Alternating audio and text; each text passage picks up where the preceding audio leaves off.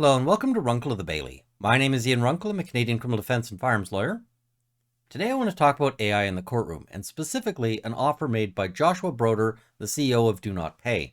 And I'll just bring it up here. It says, Do Not Pay will pay any lawyer or person $1 million with an upcoming case in front of the United States Supreme Court to wear AirPods and let our robot lawyer argue the case by repeating exactly what it says.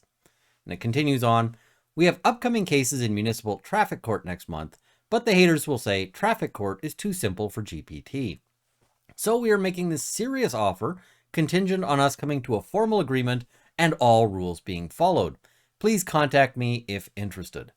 So leaving aside, at least for the moment, the wisdom of accepting a promise of $1 million from a company literally called Do Not Pay, there are some serious issues with this, and lots of people noticed one of the big ones, which is that the United States Supreme Court has rules. And this is from their guide to counsel right here. It says, no personal computers, cellular phones, cameras, or other electronic or wireless devices are allowed in the courtroom, and they may not be used in the lawyer's lounge. Counsel and co-counsel may leave coats, hats, and similar items in the lawyer's lounge, but all electronic devices and other valuable items must be checked in lockers located at the front of the building on the first floor. So somebody raised this to him on Twitter, because that's where he was having this discussion, and they said, I doubt you can even bring AirPods into the Supreme Court. So his response here is, yes, how could I forget about the AirPods security checkpoint? Well, dude, it's just the regular security checkpoint. Like, they have a security checkpoint and they check for all sorts of things you're not allowed to be bringing in. You know, whether that's weapons or cell phones or AirPods. And I kind of feel like surrendering your case or your client's case to a guy who hasn't even gotten as far as reading those rules might not be your best strategy. Or alternately, if he has read the rules and is just encouraging you to smuggle items into the Supreme Court, maybe this isn't the guy you want to be taking legal advice from. That seems to be a little bit of a bad idea to me. So, yeah, what would the consequences be of trying to smuggle something like that in? Well, if you're caught, and it seems to me like you'd be caught, it would be very difficult to be sitting there with, these AirPods without somebody noticing.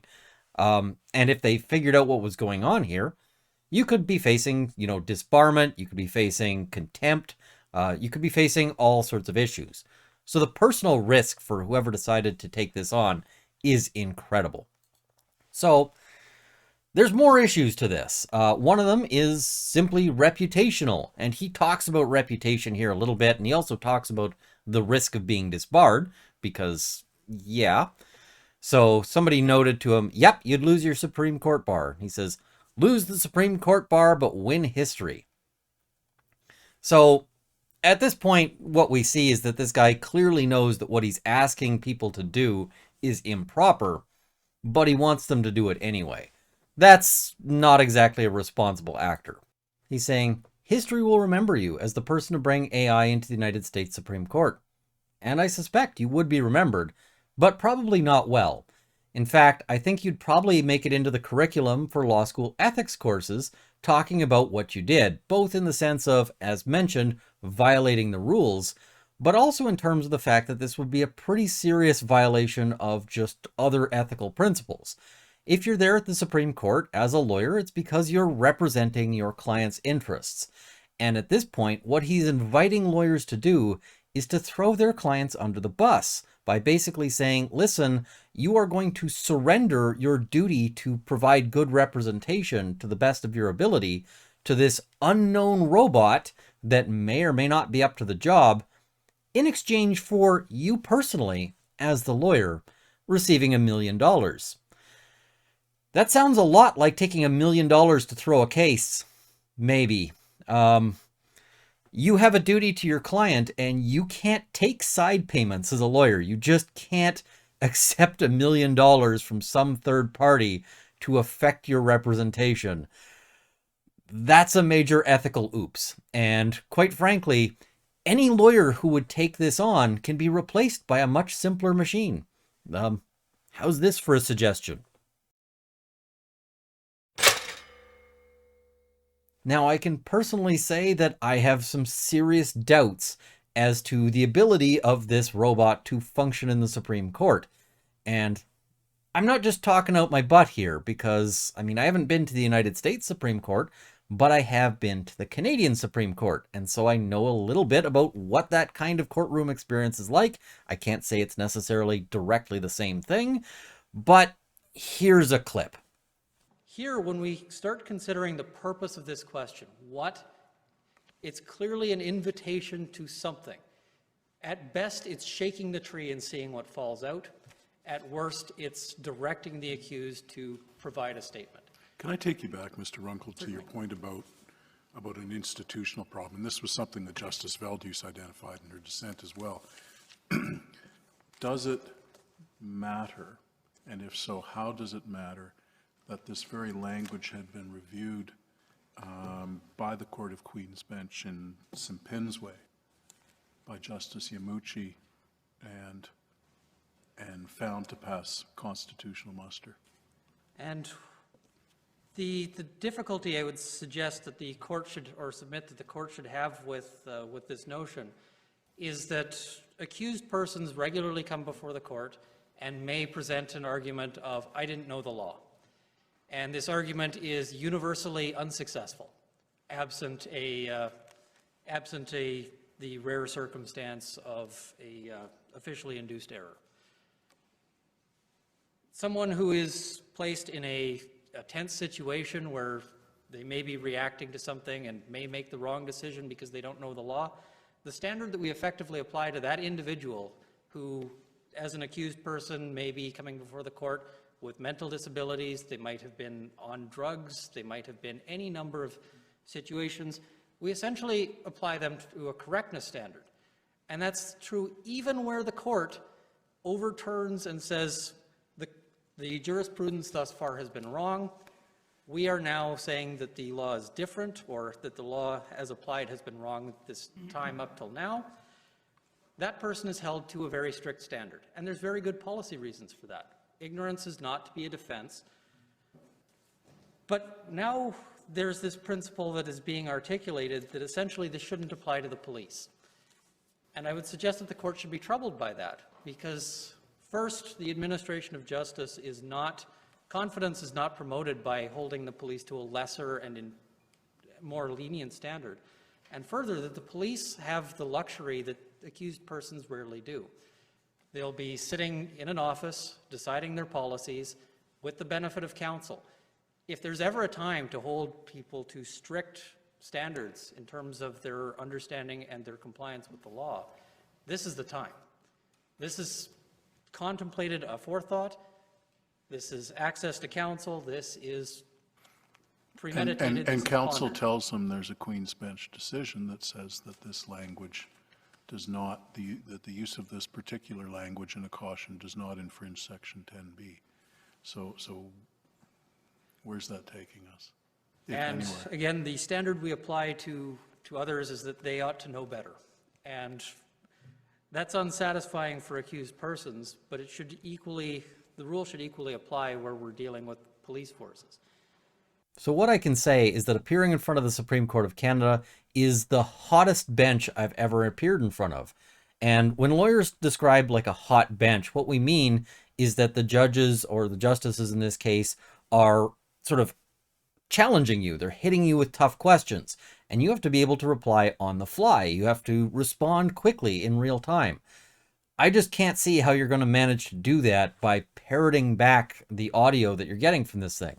You're going to have to listen to what it says and then repeat that. And they want you to repeat it, of course, exactly. I think that this is going to be a very challenging thing. And, you know, the justices may interrupt you. They may stop you mid-sentence. How are you supposed to, respond to this if you've got the robot still responding to the last question and you're getting interrupted with a new question? I've got serious doubts as to this. And I mean, it's one thing to appear in traffic court where the court might be fairly forgiving if you sit there and stand and stare at them for a minute after they ask you a question before you start answering. They are going to be a lot less forgiving of that at the Supreme Court.